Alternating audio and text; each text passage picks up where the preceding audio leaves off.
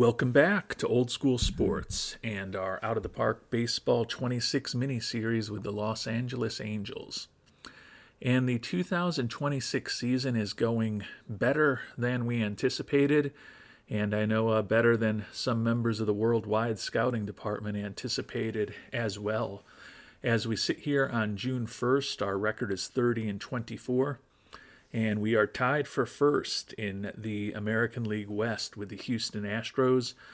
Ownership's goal was for us to play 500 ball this season. I was honestly hoping to get to 82-80, but the preseason predictions had us as a 71-win team, which frightened me a bit and still very well could be where we end up. If you remember last season when we took this team over right before the beginning of the year, we were a basically 500 team through March, April, and May, and then we completely fell apart in June and July, about a 200 winning percentage across those 2 months, which obviously led to that 64-win season a year ago that we were just talking about. So the hope is that we don't have another late spring and early summer collapse this year like we did last season. Team is slowly but surely getting a bit healthier, although we're still missing some important players. Brendan Rodgers, who we picked up as a minor league free agent right before the season started, and he ended up as our second baseman against left-handed pitching, has been out for about 6 weeks, 3 days till he's supposedly healthy. Starting pitcher Robbie Ray about a month and a half away, and still hoping that Robert Stevenson will finally return after missing the last year and a half in about 2 months. Maybe we'll have him back in the majors by mid-August, assuming he still looks like some semblance of the pitcher he was before, with really impressive stuff and a strong fastball. We've got 3 primary things that I hope to focus on in this episode. The first is the first-year player draft combine. About a few weeks after that, I'll like to do our annual mid-season review, and then we'll prepare for the first-year player draft, which will start on July 11th. And in game time, the whole draft will take place on July 11th.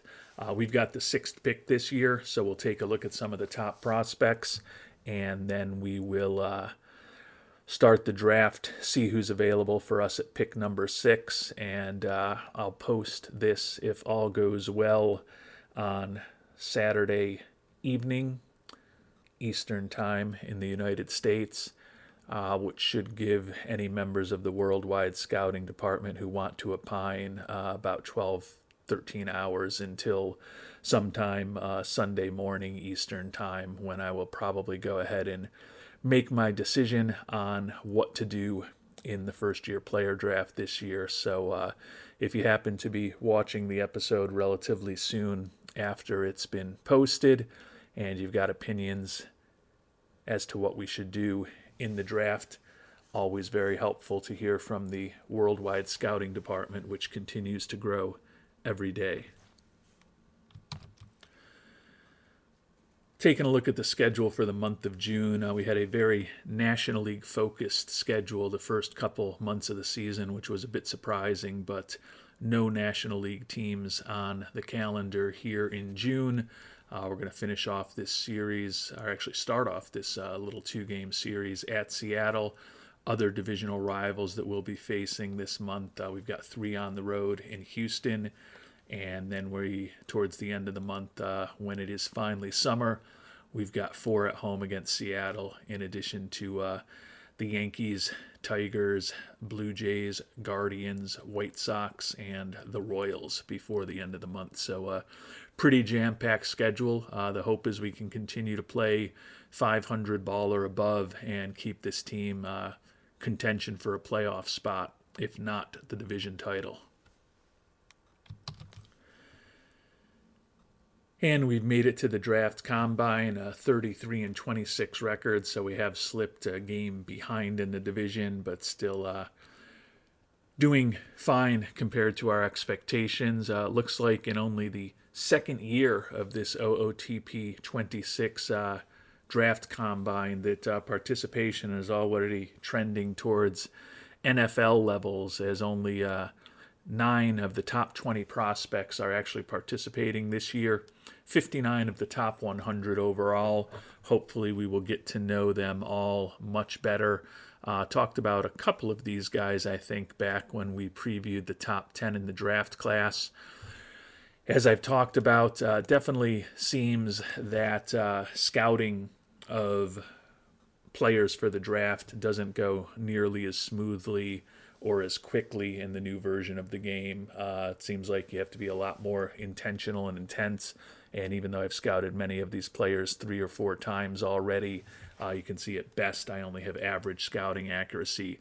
So given that we're going to be picking 6th overall, we'll have more people come to the combine and look at them closely than we did a year ago when we were picking 2nd overall.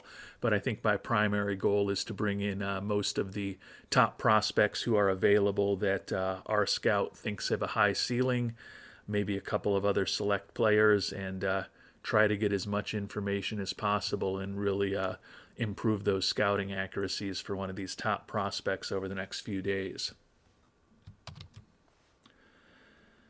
And for at least this first day of the combine, we're only going to focus on 12 top prospects. So we took the 6 top pitching prospects who all have 4.5-star potential or higher according to our scout. And then we also focused on, I guess it was the 6 top batting prospects who all have a 5-star or potential. 5-star potential. Would be pretty simple if I just said that. Hopefully we will see a lot of these scouting accuracies moving up from low and average over the next day or two, because I certainly wouldn't mind dipping into some of the slightly lower rated prospects according to our scout to hopefully jumpstart their our scouting reports on them as well. Interestingly, you can see a lot of these I don't want to say second-tier prospects because these are all probably first-rounders, but for some reason we've got average scouting accuracy on a lot of these guys that we like a little bit less. Not inconceivable that some of these guys that we think are 5-star ceilings end up coming down a bit as we get to know them better. We talked about this guy when we introduced the draft cast, but Ivan Dominicus Ramos looks like an absolutely incredible prospect, senior out of the University of Albany. I think his bat could be excellent for a catcher, and also think his glove could be pretty darn good for a catcher. Can't imagine he's going to be around when we're picking at number 6, but certainly would love the opportunity to bring him on board in our organization.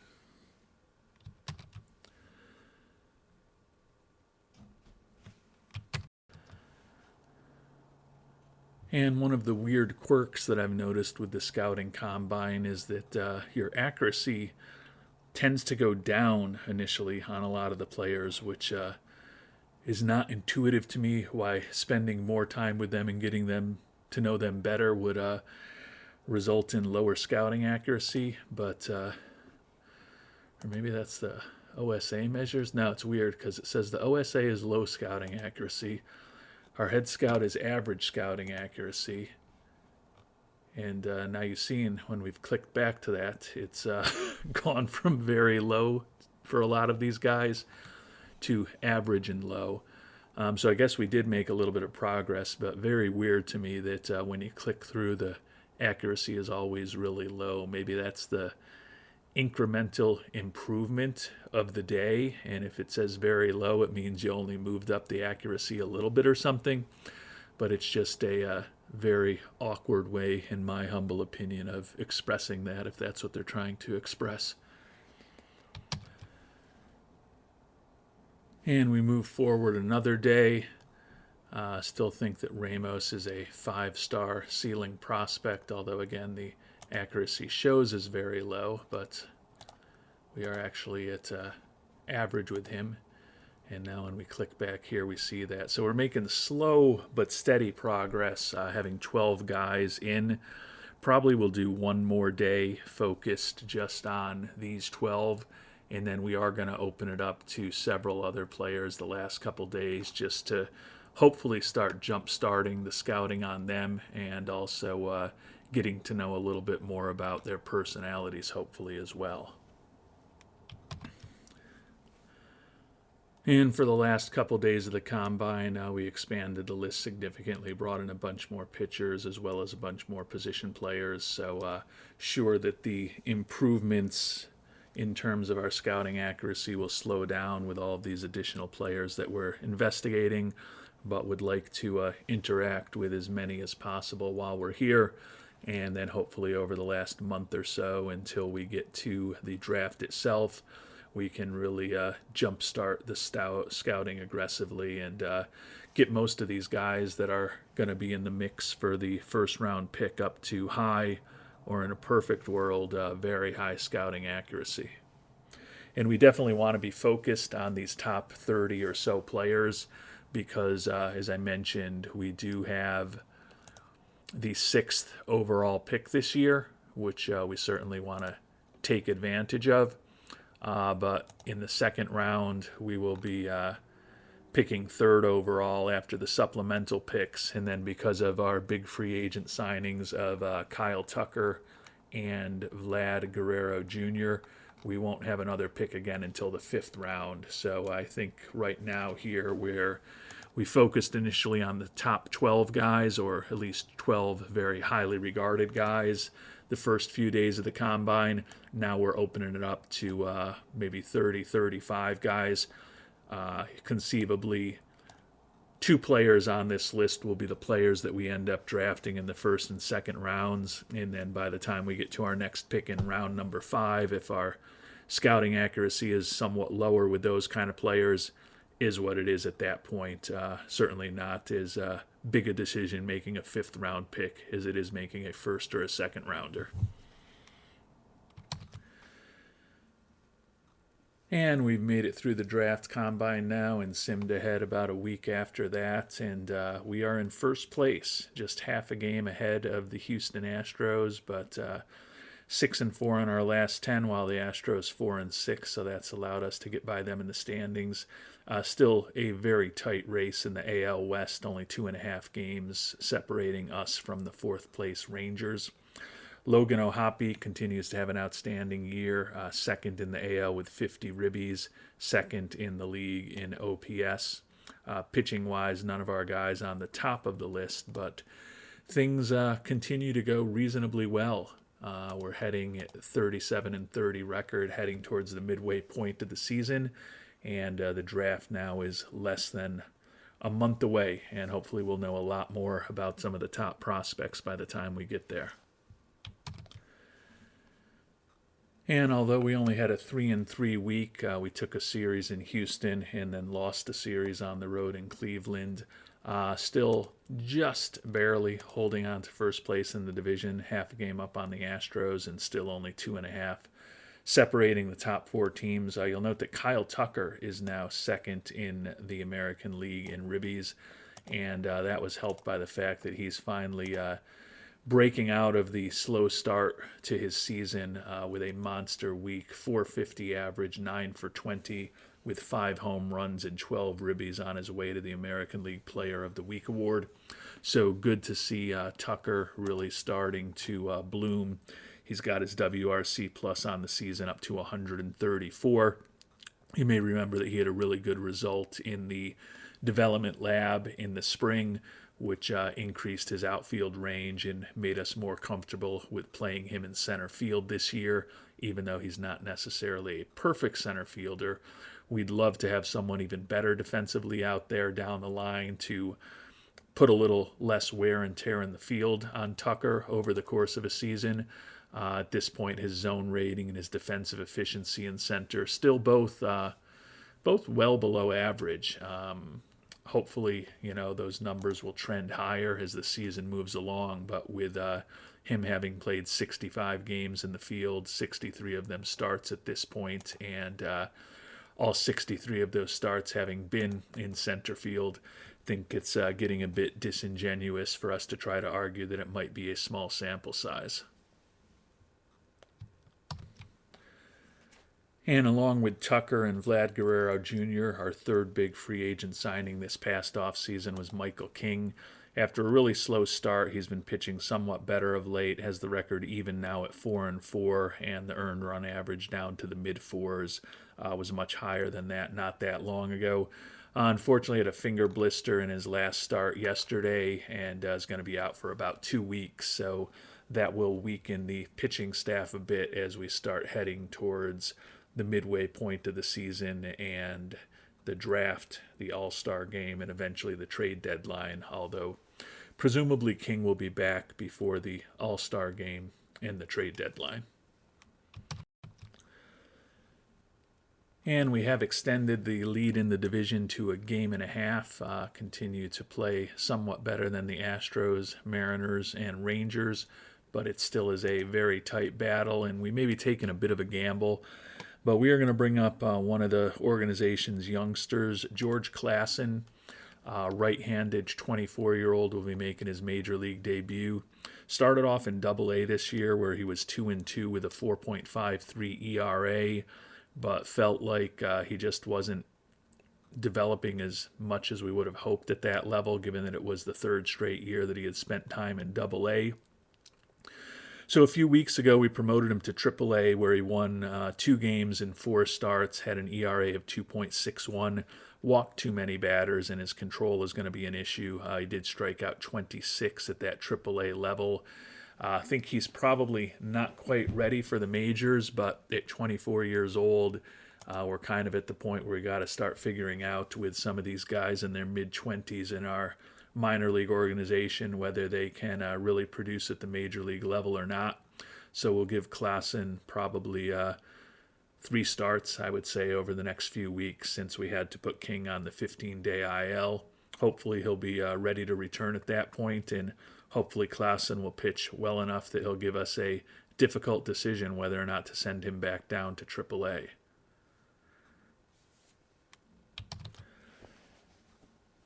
And we've slipped back a bit over the last several days, now tied for first with the Mariners and only half a game ahead of the Astros. So lots of tension, not just in the divisional race where there are 4 teams separated by 3 games, but in the wild card race as well, where there are a ridiculous 7 teams separated by just 2.5 games in the standings, fighting for those 3 wild card spots, as well as the AL West. We'll get to our mid-season review with Mr. Moreno shortly. Kyle Tucker ranks 3rd in the American League in ribbies, and he's the only one of our players on the top 3 of the major leaderboards.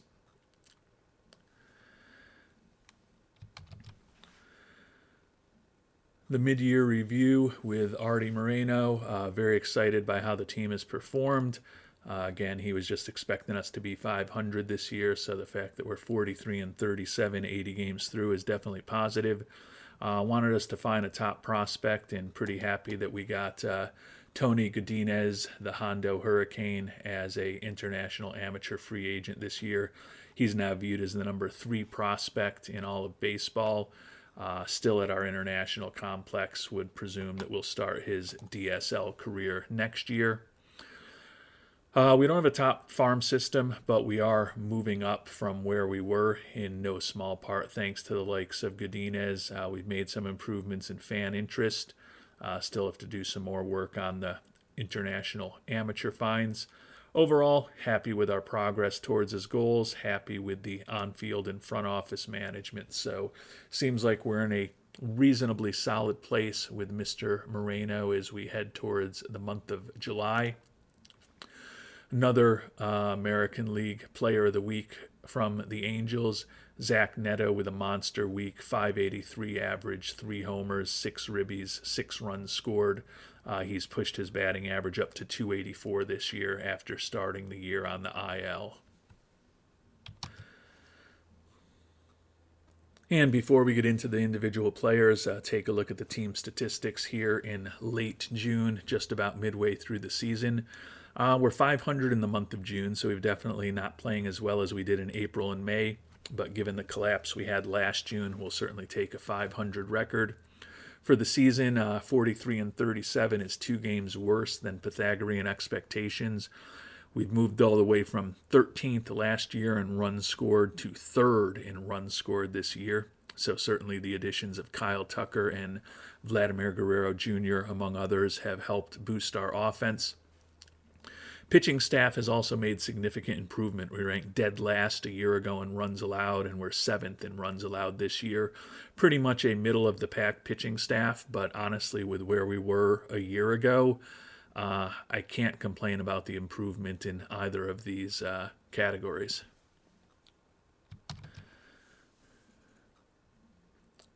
We'll start off with the pitchers, and as we noted, the pitching staff has definitely been better this year. Reed Detmers is one guy who's not as good as a year ago. He was an all-star for us last season. This year, a 3-5 record with a 4.30 ERA. Still has a 1.1 WAR, though, so his WAR kind of set to be exactly where it was a year ago. He's taken over as our number 1 starter with King on the IL. Christian Scott has been a revelation for us. Didn't pitch at all last year. We picked him up when he was injured from the Mets. 7-3 record with a 3.72 ERA. Only a 0.4 WAR, as he has given up 17 home runs in just 84 2/3 innings pitched. So that's really the primary thing that we can hold against him. But he has still been solid for us, and is a guy who's making the major league minimum this year. Also will be making the major league minimum next year. So think that he could be a pretty cost-effective middle-of-the-rotation guy for us for the foreseeable future. Jose Soriano, 4-7 record, already won almost as many games as he's won the past 2 seasons in Los Angeles. Cut down the walks pretty significantly from a year ago when he led the league, and that's allowed him to cut his earned run average by almost a run. 1.7 WAR on the season for Soriano. Mr. Contreras moved into the rotation when we've had some injury issues, most notably Robbie Ray going on the IL. 2-3 as a starter with a 3.12 ERA, half a win above replacement. Certainly could do worse than him in the back end of the rotation. And we brought up George Klassen not that long ago, and he will be making his major league debut tomorrow. Ben Joyce, who we signed to an extension this offseason, put him into a more prominent role as our closer this year, and I can't say it's gone well. His ERA has ballooned to 5.61. Only allowed 1 home run, which I like to see, but his whip of 1.71 is pretty sickly, as he's walked 18 batters in 25 2/3 innings. Hopefully, he'll get the control under control. Do expect him to walk some batters, but the ratio is way out of whack this year. His Sierra is about a 1.5 better than his actual ERA. His FIP minus is 79, so some of the secondary statistics suggest that he is performing reasonably well for us. Presumably that 357 batting average will revert towards the mean, which we hope is lower as the season moves along, and we'll get more from Joyce down the line. Done pretty well with some of the new relievers we brought on board this year. Jason Adam has a sub-2 ERA. He's walked only 3 batters in 23 1/3 innings pitched as a righty reliever for us.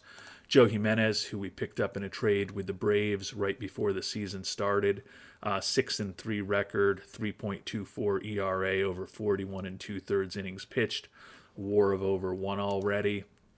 The holdover among our setup guys is the lefty Garrett McDaniels.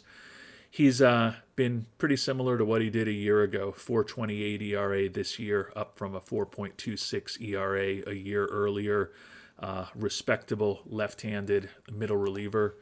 He's done an okay job for us so far. Certainly might think about moving him into a middle relief role and perhaps moving Colin Snyder into a setup role. We claimed him on waivers from Seattle right as the season was getting underway, and he's been outstanding for us, a 2.67 ERA, almost 12 strikeouts per 9 innings.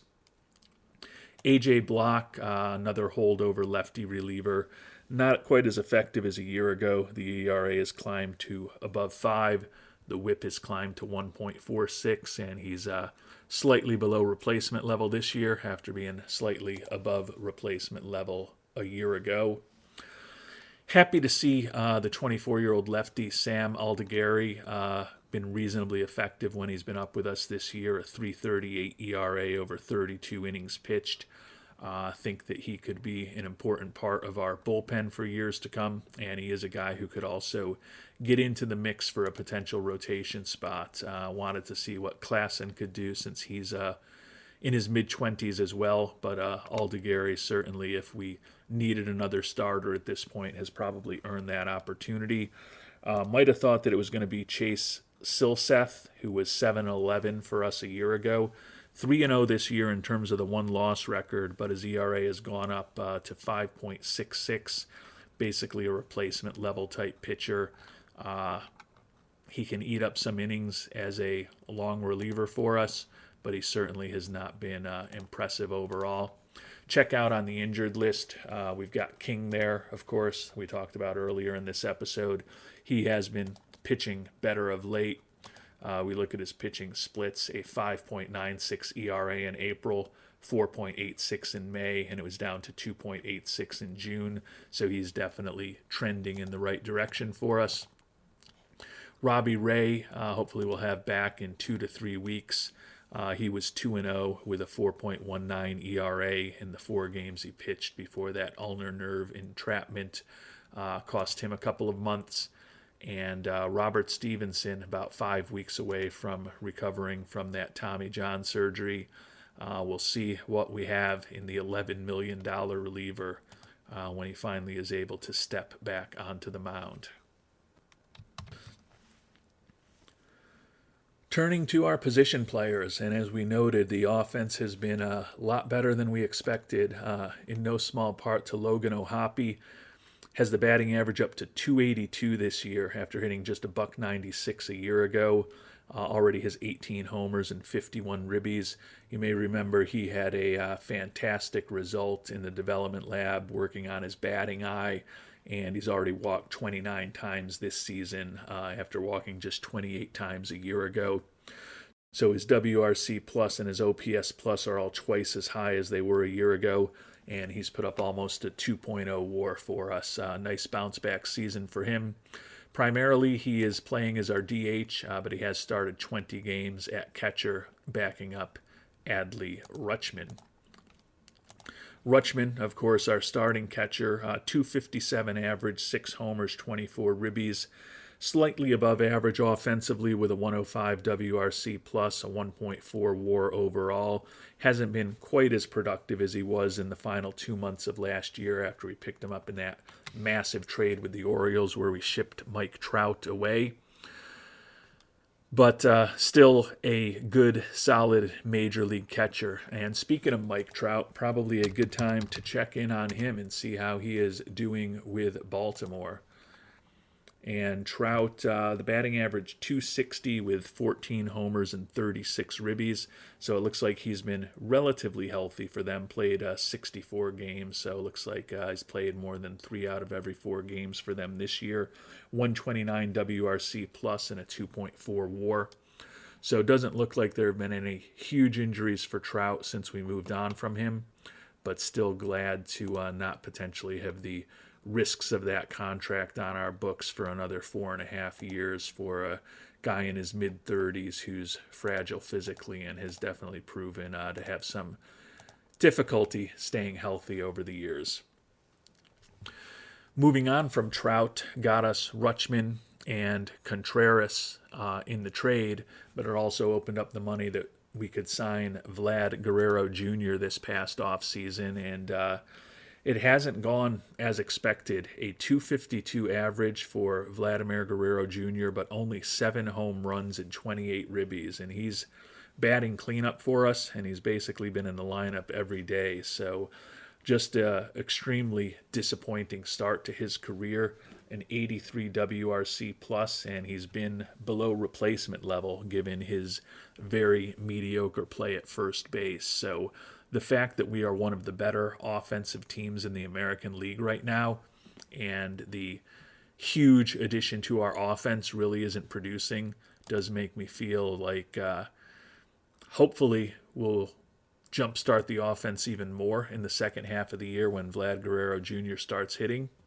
The alternative is that he's just not that good anymore and not suited to play here in Los Angeles, which I hope is not the case, given that we originally signed him for almost $300 million over 8 years. Second baseman, minor league free agent signing, IKF, has hit 311 for us in 90 at-bats this year, so he's been a league average offensive player, versatile defensively, and pretty good utility guy for us. Brooks Lee, the 25-year-old infielder, banged up right now, hitting just 228 in 127 at-bats. 71 WRC plus, but another guy who's pretty versatile defensively, solid defensive player overall. Hoping he can become more than a utility guy for us. He's our starter against right-handed pitching right now, but not necessarily incredibly optimistic about what he's going to ultimately become. Brendan Rodgers, another minor league free agent signing that ended up making our team.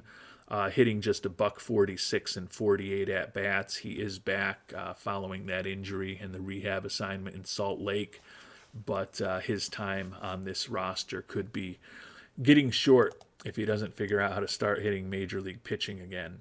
A couple of guys who are not struggling against major league pitching are Addison Barger. We picked him up in a trade with Toronto right when the offseason was getting underway, and he is having an outstanding year for us. 305 batting average, 17 doubles, 11 homers, and 40 ribbies. Put up a 139 WRC plus and a 2.4 WAR for us, primarily playing at third base for us, although he's versatile enough to play just about anywhere on the field. And Zach Neto, we talked about him earlier, just won a Player of the Week award. Batting average on the year, 284 at this point, 6 homers, 15 stolen bases, and a 118 WRC plus. He just keeps getting steadily better offensively each year. 116 WRC plus in 2024, 117 in 2025, and 118 thus far this year. And if he keeps producing at that level while playing a solid defensive shortstop for us, Neto's going to remain a very valuable player for these Angels.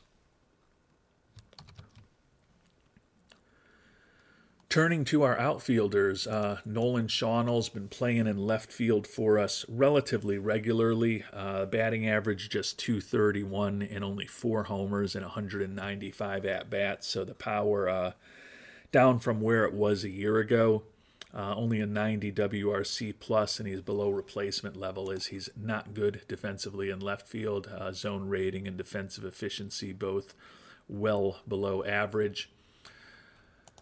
He's a guy that I could see us moving on from eventually. The issue is that he just doesn't have a lot of value. So for the time being, he's cheap and he's probably on the roster, but as the seasons go by and he doesn't really get much better given his defensive limitations and the fact that we've got first base and DH pretty well covered with Guerrero and O'Hoppe right now. If we can find a better defensive left fielder with a little bit of a bat, Shawnell's future in Los Angeles could be relatively short. Signed Alec Burleson as a free agent this past offseason.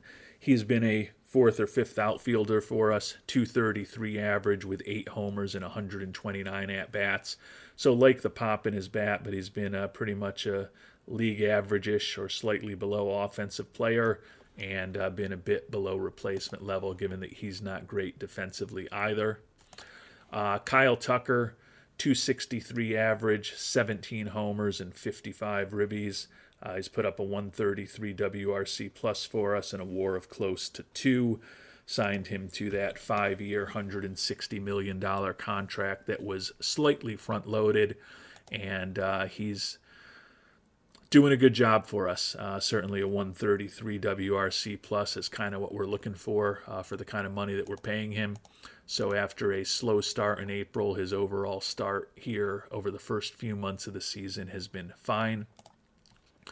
Joe Adell started on the IL, 243 average with 9 dingers and 222 at-bats. Similar to last year, he's been a slightly above average offensive player, competent corner outfielder. Is starting to get expensive. Going to be making about $7.5 million next year, but given the limitations of the likes of Burleson and Shawnell, would have to think that Adell will be back with us next year. And Matthew Lugo has slowed down a bit offensively. The batting average has fallen to 247. That said, he does have 8 home runs and 158 at-bats. So he's basically been close to a league average offensive player and slightly above replacement level. Like the captain personality, don't think the right-hander is ever going to be a superstar. Right now he's playing primarily against left-handed pitching, probably the best role for him at this point. So we feel great about one outfield spot with Tucker. We feel good about another with Adell, between Lugo, Burleson, and Shawnell. However, certainly feel like it's not impossible for us to upgrade the outfield. The question is whether we'll find someone on the trade market to help us this year, or whether we'll look hard to pick up someone in the offseason to upgrade an outfield spot or two for next season. And as we sit here on June 29th, can't say that there's a ton of impact talent available on the trading block. Don't really see anyone that would be a huge addition. Could argue that Franchi Cordero in left field, a little bit better defensively than the guys we've been playing there, and with an 89 WRC plus this year. Similar offensively to some of those guys, but he's ultimately been a replacement level player. Don't necessarily see Cordy being a big impact acquisition for us. Pitching-wise, the highest-rated player is Robert Stevenson, who we've had out there for the last year and a half on the trade block. Certainly some other guys that we could think about down the line.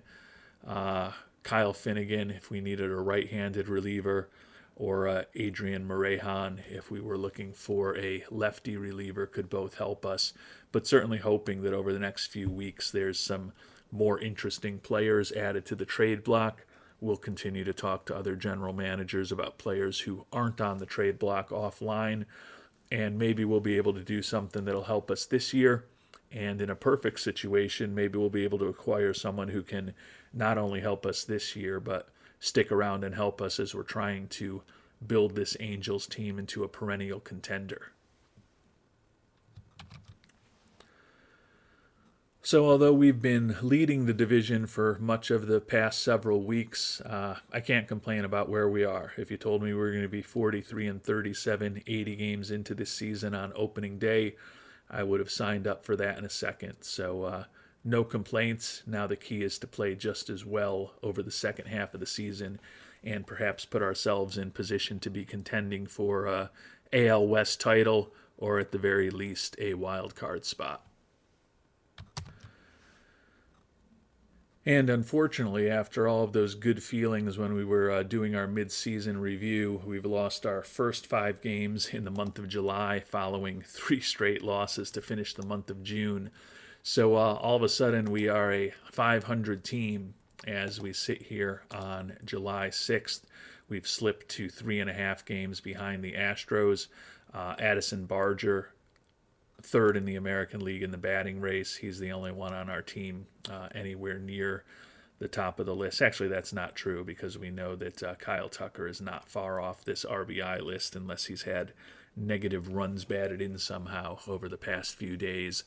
But the team is definitely struggling here.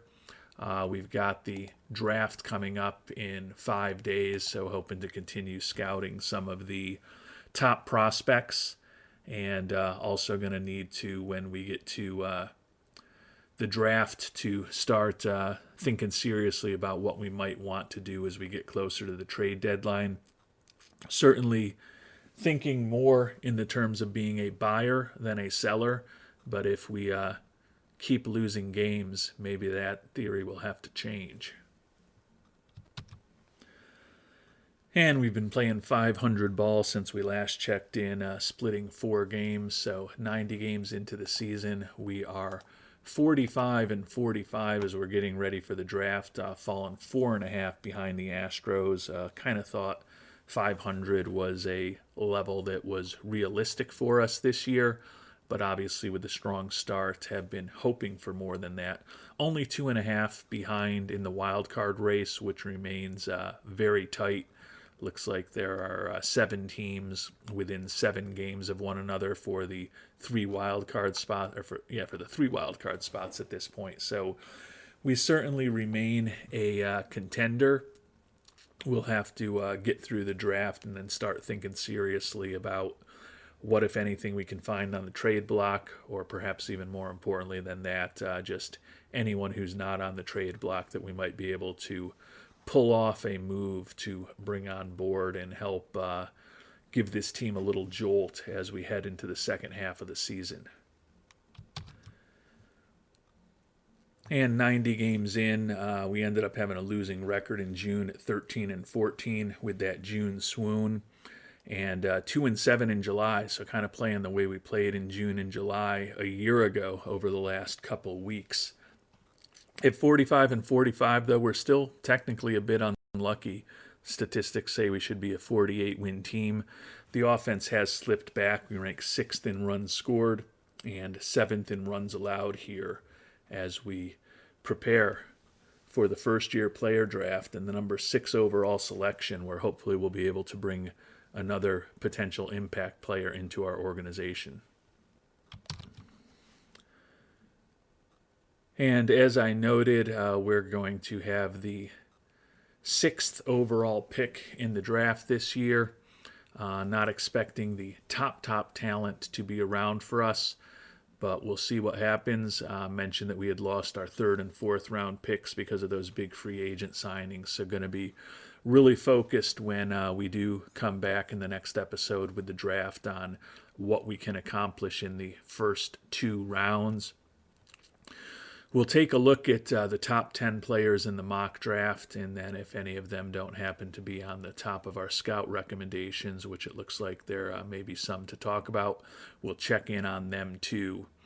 And then what we'll do is sim ahead, and we'll take a deeper look at who's actually available for us with this 6th overall pick. Maybe because I'm going to do that, I'll just look at the top 5 guys, the ones who are not expected to be available for us. 18-year-old starting pitcher Jose the Real Deal Rivas looks like a pretty interesting high school pitcher. A lot to like about him. We think his slider, his splitter, and his cutter could all be world class. To go with a changeup, think his stuff, movement, and control could all be well above average. Really good stamina, good at holding on runners. Think that he can eventually throw in the high 90s. Looking for $13 million, committed to Notre Dame. Can't say much bad about him. And similarly, Ivan Ramos, we talked about him earlier. Only up to average scouting accuracy on him, despite all the work that we did having him at the draft combine for 5 days and scouting him multiple times before the draft and before the combine and multiple times after the combine. But what we know about him, think he can be a impact player in the majors in the not too distant future. Love the bat, love the glove. Some of his personality traits aren't all that positive. Maybe that lets him drop a little bit. I don't love to go after players with negative personality traits, but if a guy like Dominicus drops to us at 6th overall, we'd have to seriously think about bringing him on board. High school shortstop Grady Emerson, really good-looking glove. Think that his bat could be useful as well. He's projected to go 3rd overall to the White Sox. Ben Southard, 18-year-old third baseman. Some negative personality traits there, but outstanding contact and an outstanding eye, at least in terms of his potential. Another college player, shortstop Bob Cochran, out of the University of Waterloo, so a Canadian college prospect. Good contact, good gap power, a really interesting glove with that 75 range and adequate speed. He could be someone who could be helping at the major league level in the not too distant future. And then we are projected to take the catcher Jeff Barros. Think that he's got good contact, above average home run power. Don't love him defensively. He is 6'5", so he could also potentially pivot to first base where he won't be great defensively either. Looking for $9 million. Left-handed hitting catcher with some pop who can make good contact is certainly an interesting prospect. But my hope with a 6th overall pick is that we might be able to get someone a little more interesting than Burruss.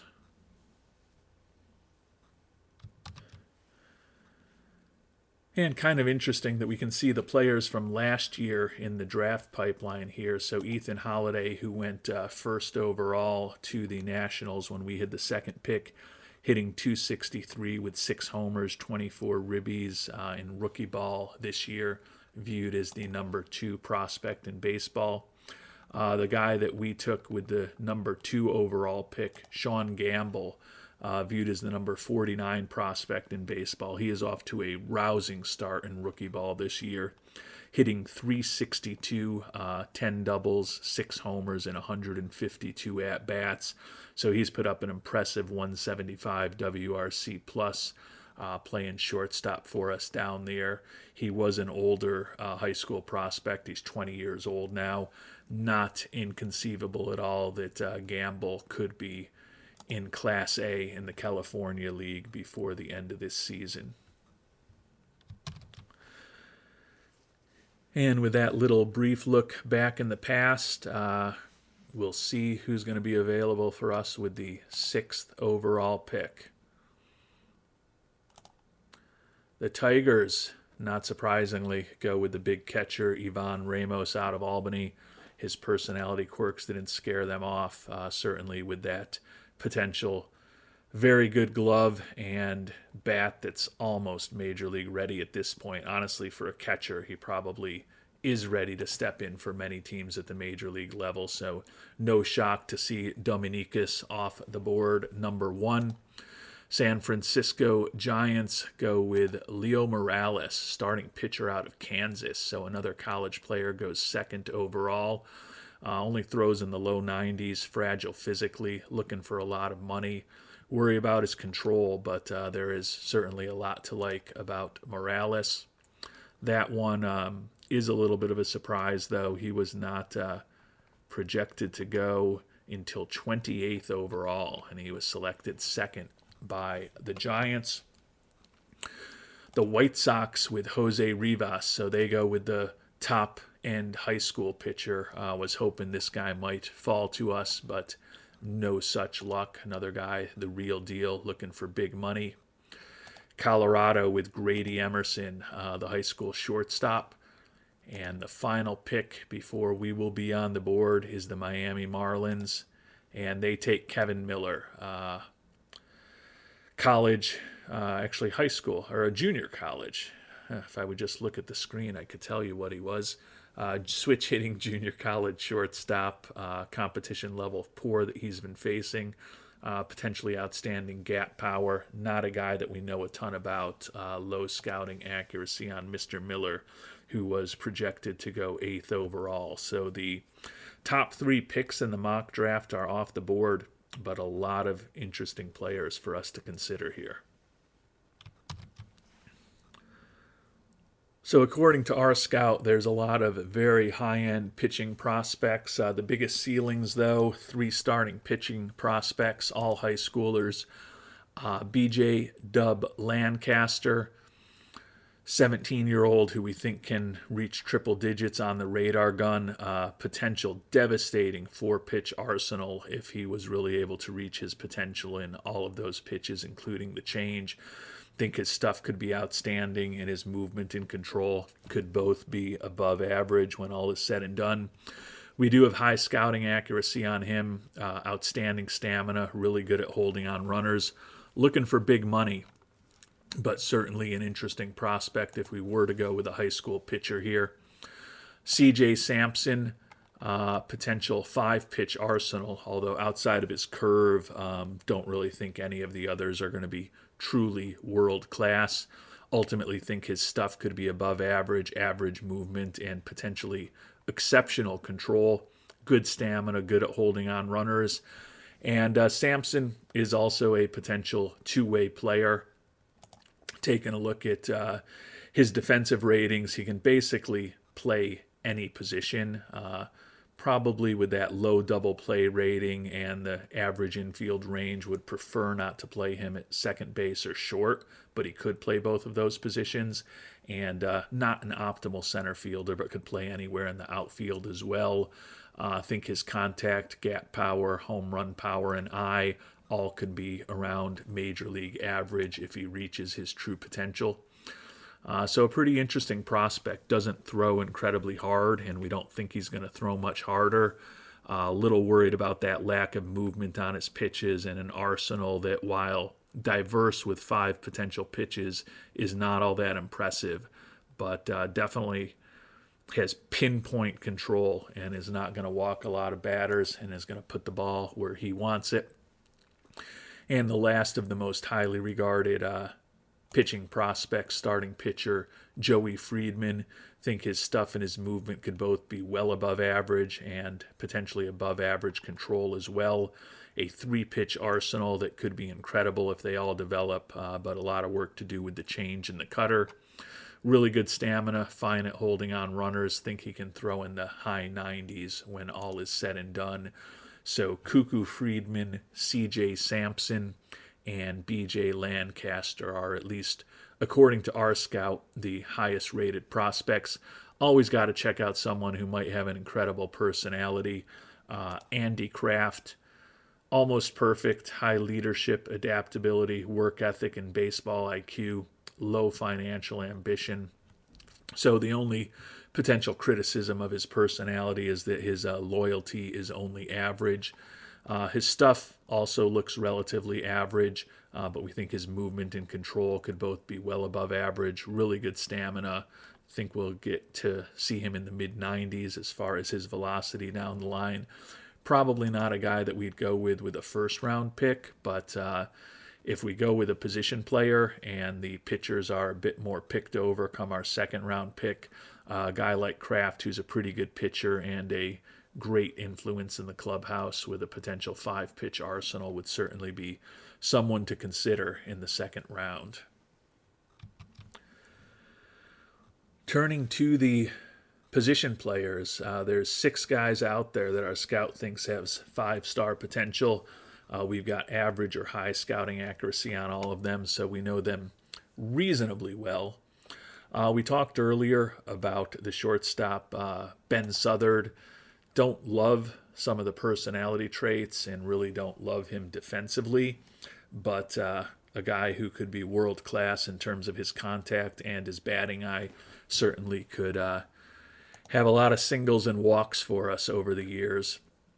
Center fielder Andres Rodriguez, kind of an opposite personality, fantastic personality, high adaptability, work ethic, and baseball IQ, low financial ambition. We talked about him in a previous episode.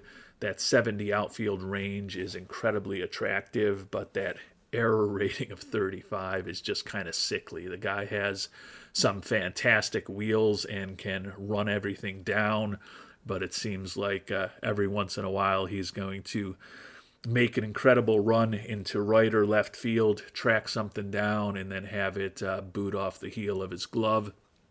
Decent arm, fantastic speed, and he is a very well-developed player coming out of the University of Pittsburgh at Johnstown. 21-year-old left-handed hitter. I think his contact can be average, and that the gap power, home run power, and eye could all be well above average if he reaches his full potential. And given some of those positive personality traits, the adaptability, work ethic, and baseball IQ, I think with some good coaching, there's a good chance that this guy could reach his full potential. Boy, if you could improve that error rating on him, he could be something really special. And I'm guessing some of these high school prospects could also be real special. David Powers, center fielder, committed to Indiana State. Another guy who looks really good defensively. Some positive personality traits for him as well. Good speed, potentially outstanding contact, world class gap power, also durable, pretty interesting player. More of a project for Bruce Powers, but could be 10 years from now just as impactful a major leaguer as Andres Rodriguez. Catcher Travis Caputo, love the defense, love the ability to make contact. Everything else about him offensively and on the base paths is not all that compelling, however. We already talked about Jeff Barros. He's the guy who's been mocked to us with this 6th overall pick. Tend to think with some of the other options out there, given his lack of defensive ability, that we'd probably go in a different direction. If you just wanted a bat as a catcher, you could certainly do worse than what we think Barros as his peak would be.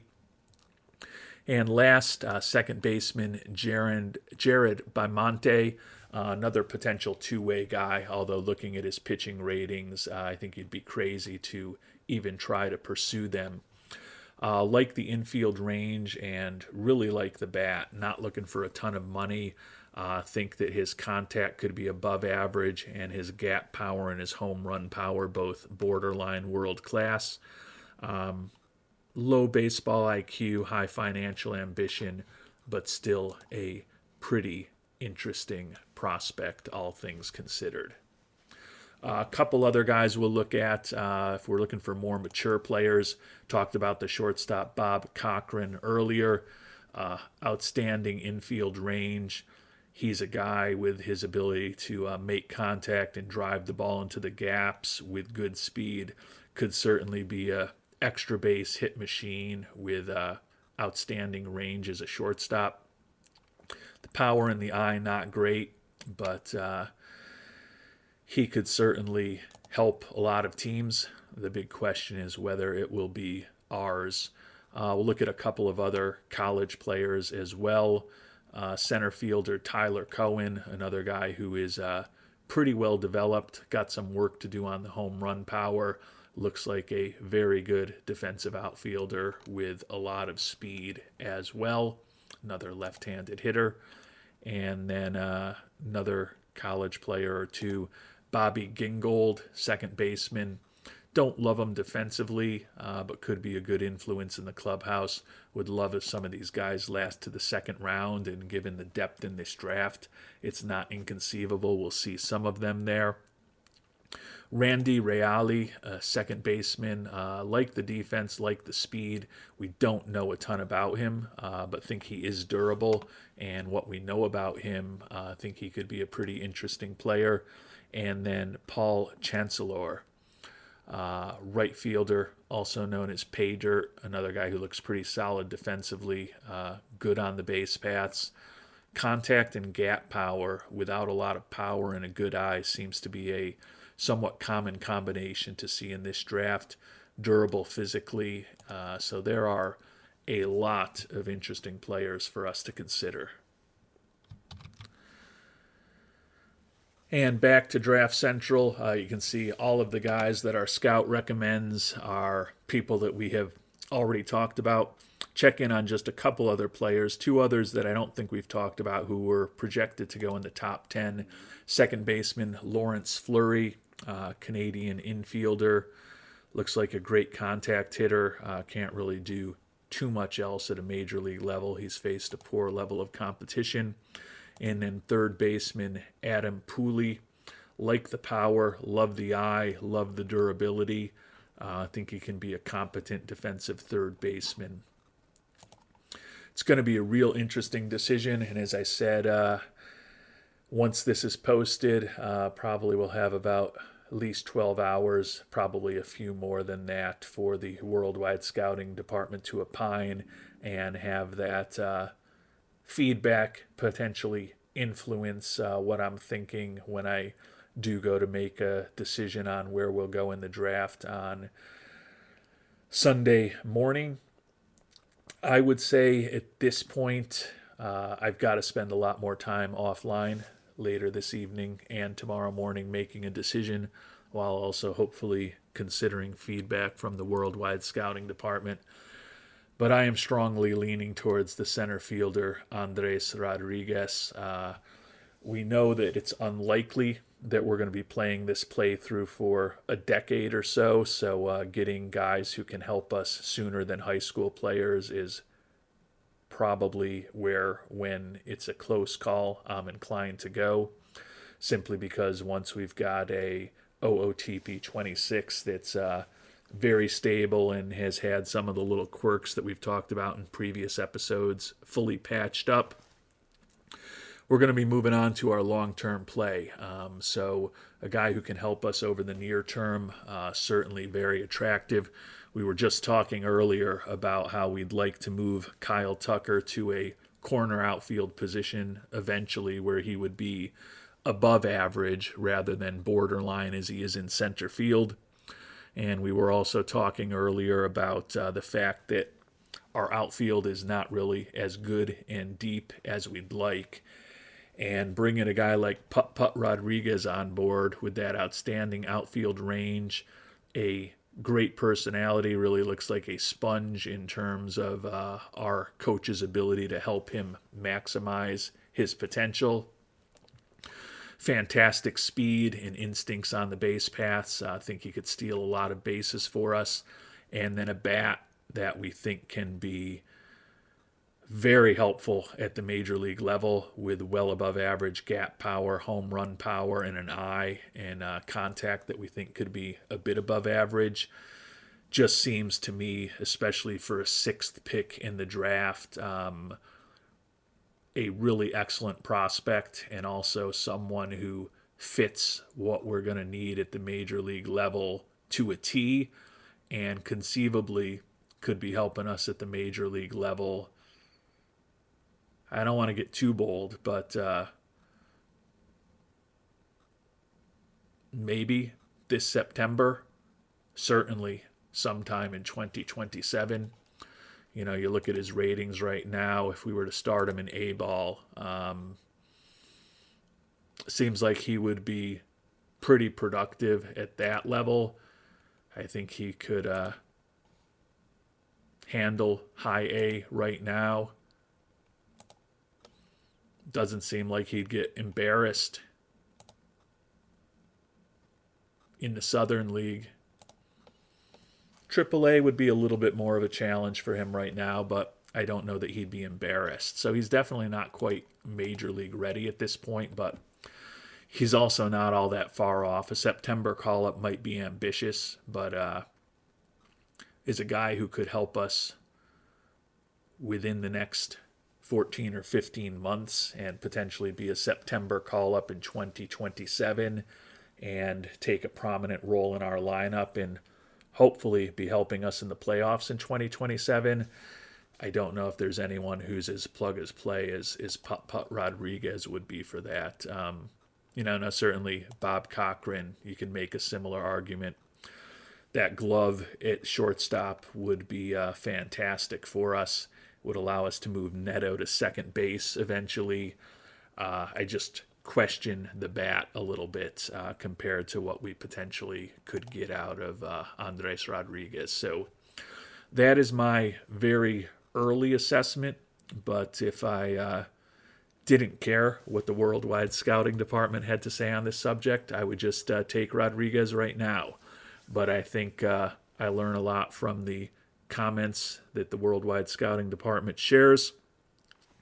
And while I don't always follow the worldwide scouting department's advice, does make me think about the game differently. And hopefully some of you will be able to opine on what we should do in this draft before I actually have to make the decision. Until our next episode, thanks so much for watching, and hope you have a great day.